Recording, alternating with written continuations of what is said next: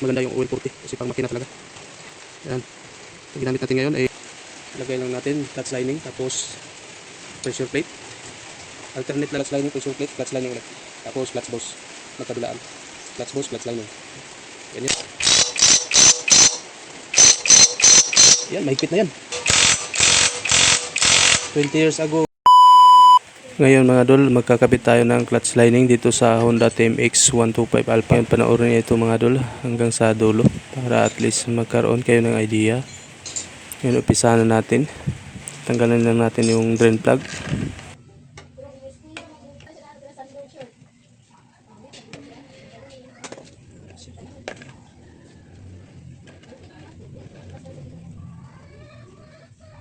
Babalik natin yung itong langis kasi bago pa daw ito, sabi lang mayari. Tingnan natin. Maginaw pa yung kanyang langis. Pero ano magandang ito? Bago pa itong kanyang langis.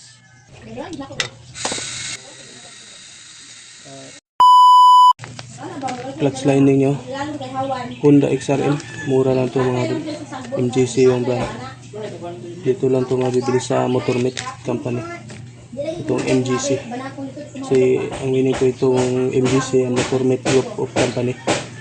Yan, si Motormet lang yung nagbibenta nitong MGC na brand. XRM at saka Honda TMX pareho lang sila, kaya sa XRM itong clutch lining na nakalagay dito. Ayan. Muna natin ang kunting langis.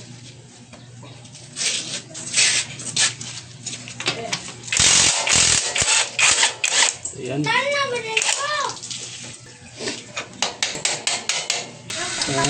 Open rin.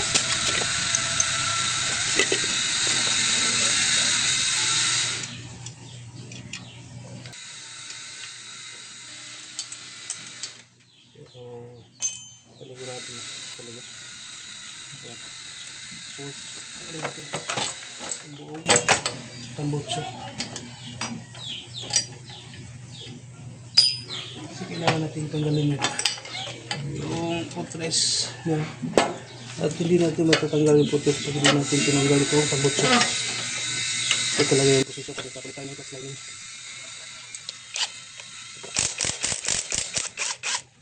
Mga din. Matanggal na.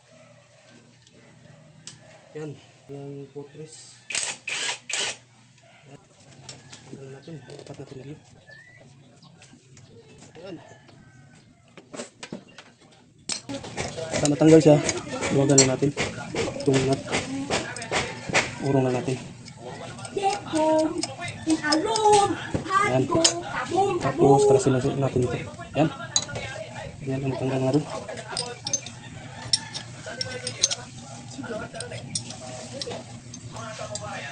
Ayan. Itas para hindi siya pumasok yun. Hindi siya na kayo mga sasya. Ito ngayon. Sige na ito ang kapatid.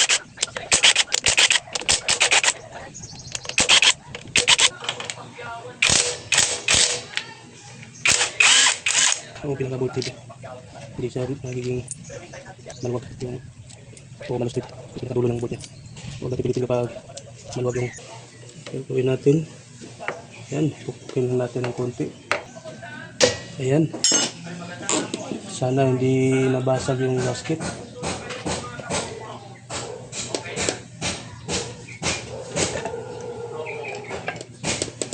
Ayan. Tingnan natin. Basag yung gasket. Buti at bumili ako ng bagong gasket.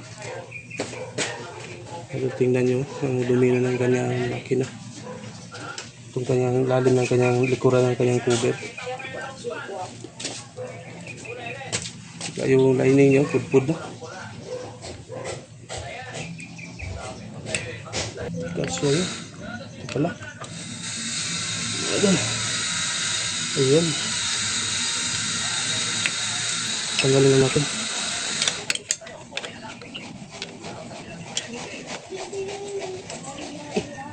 Tigas talaga. Jure para lumambot.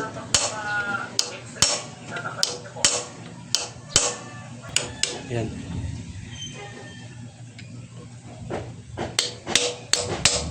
Ayan, lumambot na. Sarap pa. Ayan, tatlo to. Kote lang natin.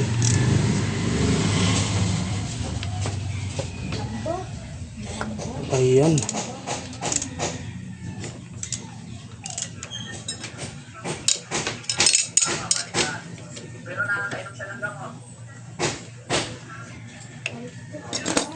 Bakit yan matigas? Ayun lang to na baklas. Ambot na yan, sir. Okay. Akan mo lang mabuti. So,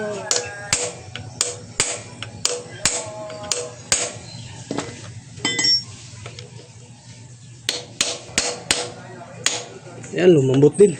matigas.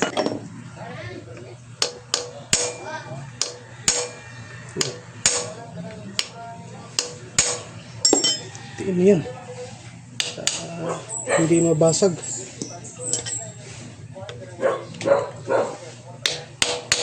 Ayan. Ganyan lang yung discard. Meron kayong ganito na Phillips screw. Huwag na huwag niyong itatapon. Kasi gamit na gamit yan. Ano ba talaga?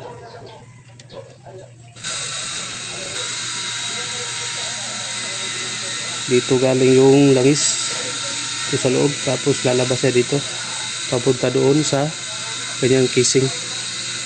Yan, dito siya, dito papasok yung langis.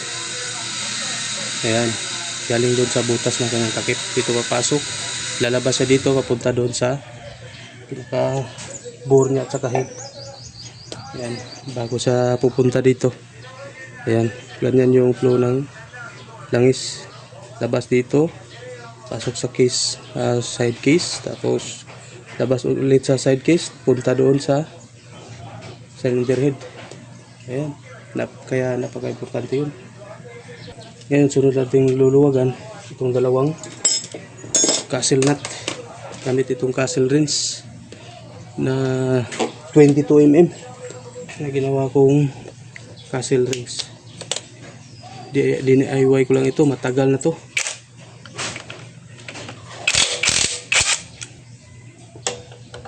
Meron na tong tools na to. Almost 20 years na to. Wala nang ginawa ko tong tools na to. Ay ko dun. Nito. Yan o. Natanggal na natin. Wala natin tanggal nito kasi hindi natin matanggal yung clutch lining. Tanggalin. Yung 4 na tornilyo. So nawala yung socket wrench ko na 10mm. So kulay kanal na siya, parang kanal. Na parang kulay gray. Ibig sabihin yung clutch lining pala. Kapag ganyan yung kulay ng langis, parang kulay gray na parang tubig sa kanal. Kaya kung titingnan ninyo, bago pa lang itong kanyang langis, 3 araw pa lang itong kanyang langis, mula nang inilagay niya yung araw ito kanyang makina, kulay itim na kasi sira na itong kanyang clutch lining. Ayan o, sunog na sunog yung mga dulo. Titingnan nyo ito sa labas pa lang, sunog na siya at saka pudpud na rin. Okay pa naman yung kanyang clutch bush. Ayan o, napakatibay pala itong clutch bush niya, hindi pa sira, hindi pa nanganganto yung clutch bush niya. Ibig sabihin okay pa yun. Yung clutch lining na pudpud na, yung mga kanal niya ng hiwa ayan o, mababaw na. Ayan, dyan yun yung malalaman na pudpud na at saka yung kulay niya. Diyan yung malalaman na pudpud na yung lining pala.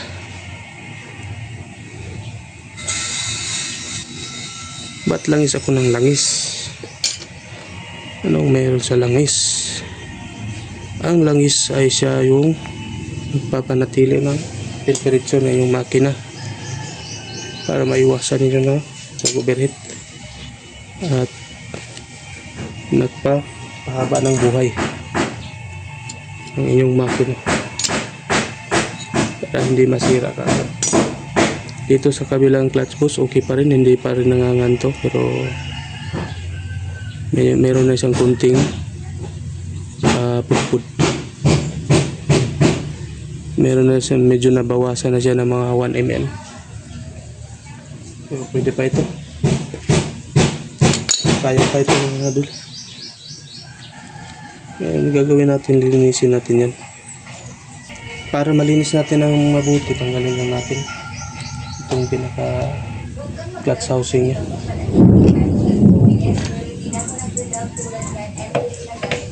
Ito na mga idol, tanggalin natin. Tingnan natin yung clutch damper. Okay pa yung clutch damper, no? Hindi pa maalog. Ngayon ang gagawin natin, lilinisin natin itong makina gamit ang gasolina. Ngayon, linisin natin ito. Yung takip na ganyang oil pump,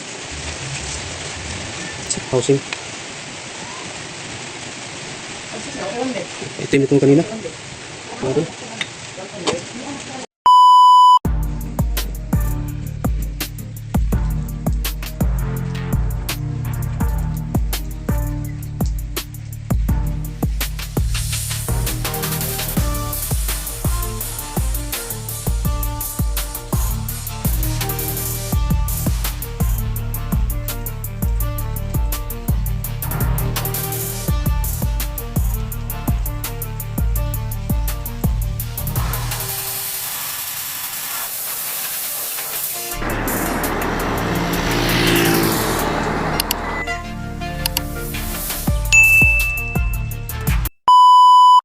Kaya mga idol, ikakabit na natin yung bagong clutch lining at saka itong mga parts dito sa kanyang side case dito sa Honda TMX 125 Alpha. Ngayon simulan na natin. Unahin natin i-assemble itong kanyang clutch lining. Kaya ang sunod natin gagawin, lagyan natin ng langis. Basahin lang natin ng langis isa-isa itong bagong clutch lining. Ayan. Purpose po dito mga idol, para pag bagong andar siya, hindi ka agad magkikis-kisan itong clutch lining at saka itong dito sa kanyang clutch box at pressure plate. Ayan.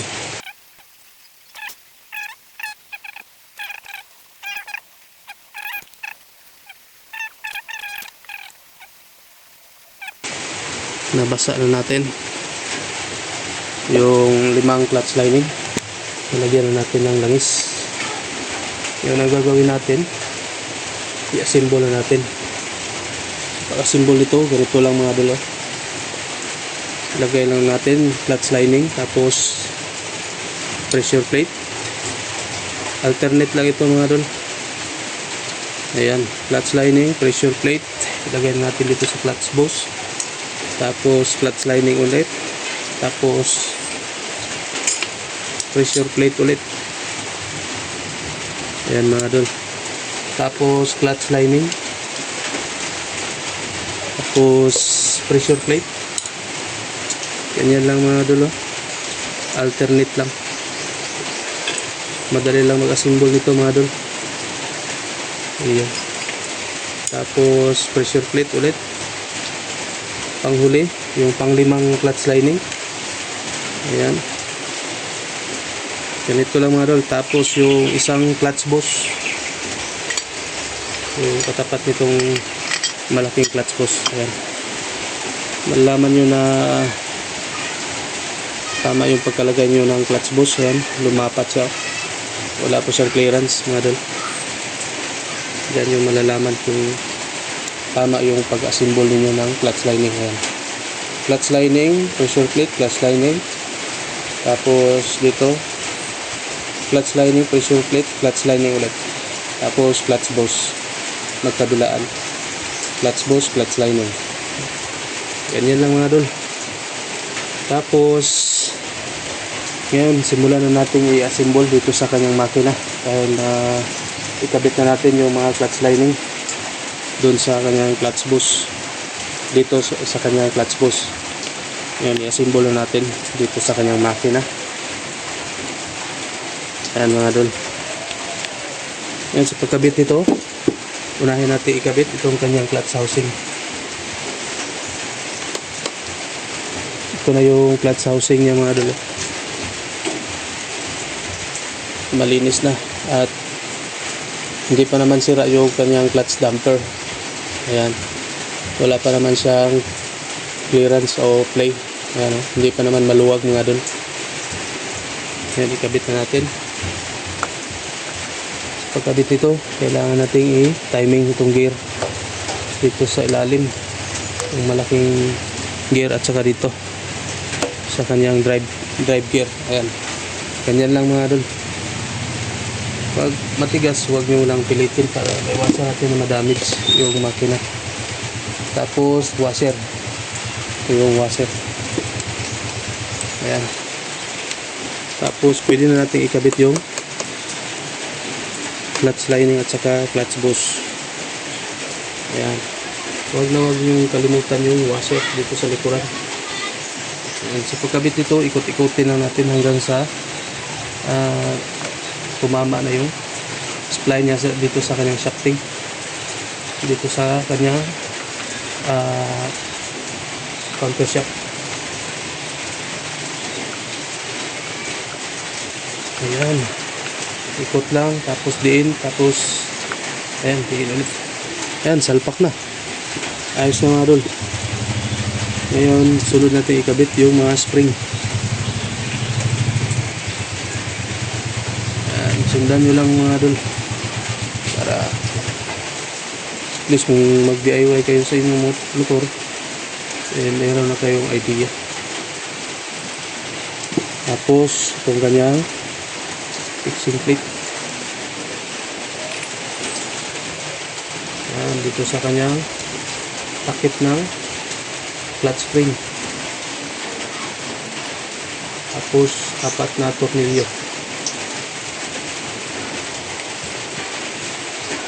Hinalo-halo ko na yung mga tornilyo dito mga idol kasi hindi naman siya hindi naman natin siya kalimutan kung saan siya natin tinanggal kasi kaiba yung sukat nila, yung itsura ng kanyang bolt head, yung BH. Ayan, wala tayong dapat ipag-alala mga idol kahit na ihalo-halo natin yung mga tornilyo. Mga idol, hipitan lang natin to.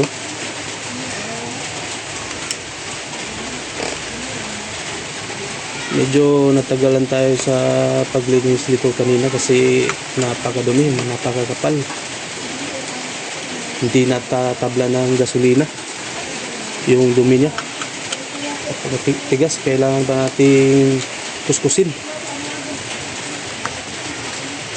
para lang matanggal. Tapos brush. Yan, yung ginawa natin, kuskus tapos brush. Yan lang yung ginawa natin dito mga idol. Paghigpit nito kailangan na walang maiwan. Yan, dahan-dahan lang, 2 ikot bawat isa. Yan, para hindi mabasag itong ating fixing plate dito sa clutch spring. Ayan.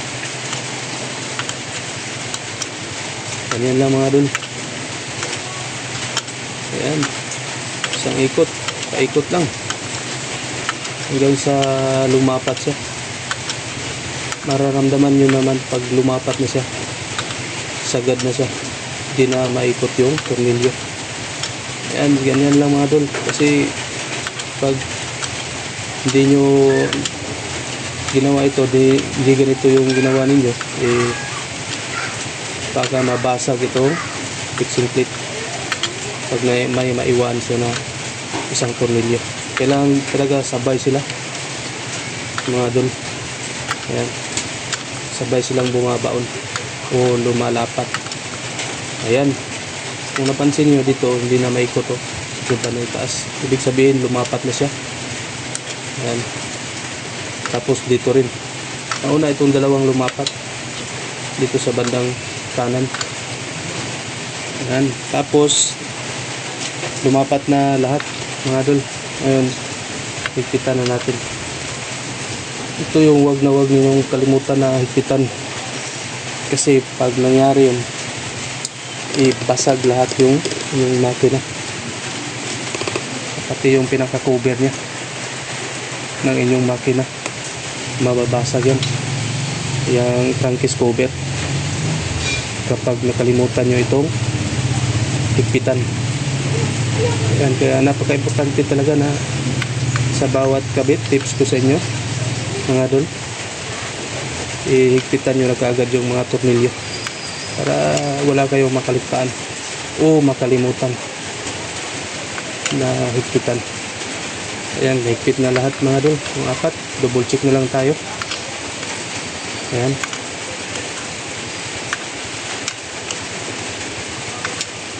ayan mga idol. Tapos yung kanyang oil pump, itong pinaka bomba niya. Ayan, dito tayo nahirapan kanina, yung maliit na screw, maliit pero small battery ball, napakatigas tanggalin, di maikot kasi first time pa itong nabaklas itong makina na to. Tapos yung nut, ito yung sinasabi ko mga idol, sa bawat kabit higpit ka agad para safety at wala kayong makaligtaan o makalimutan. Ayan, gamitan lang natin ang castle wrench.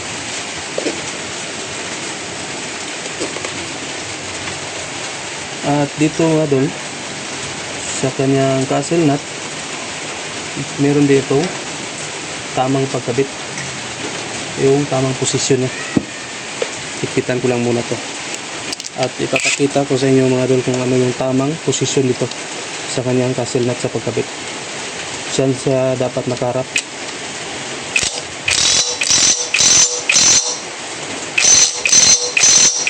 Yan, mahigpit na yan, hindi na basta-basta matanggal yan. Ito yung sinasabi ko sa inyo mga idol, na meron itong tamang pagkabit itong castle nut. Yan, lagyan na natin ng washer. Ito kung napansin niyo, itong castle nut mga idol, ano yung napapansin niyo dito? Plain dito, o dito sa kabila nakaumbok siya. Ayan, naka-imbus yung kanyang labi.